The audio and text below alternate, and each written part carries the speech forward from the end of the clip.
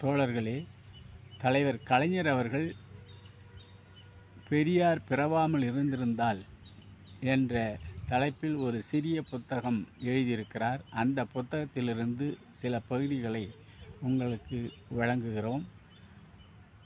அதிலிருந்து பெரியார் சொன்னது என்ற தலைப்பில் தந்தை பெரியார் வழியில், பேரறிஞர் அண்ணா வழியில் தன்மான கொள்கைகளை தமிழனுடைய உள்ளத்திலே பதிய வைத்து இனமானம் காக்க கடுமையாக போராட வேண்டும், அதற்காக பயிற்சியை பெற வேண்டும் என்பதற்காகத்தான் பெரியார் அவர்களுடைய சிலையை நாம் ஆத்தூரிலே மாத்திரமல்ல தமிழ் தரணியிலே பல்வேறு பகுதிகளில் திறந்து வைத்து கொண்டிருக்கிறோம்.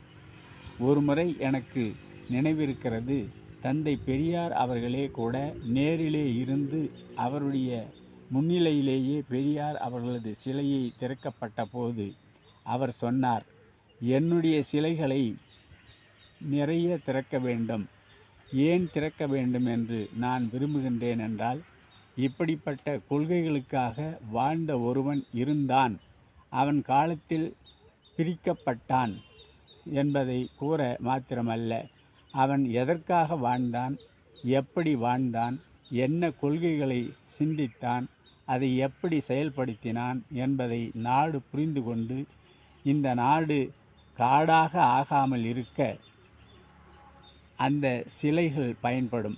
எனவே என்னுடைய சிலைகளை இன்னும் ஏராளமாக திறவுங்கள் என்று தந்தை பெரியார் அவர்கள் ஒரு சிலை திறப்பு விழா பொதுக்கூட்டத்தில் பேசியது எனக்கு நன்றாக நினைவிருக்கிறது.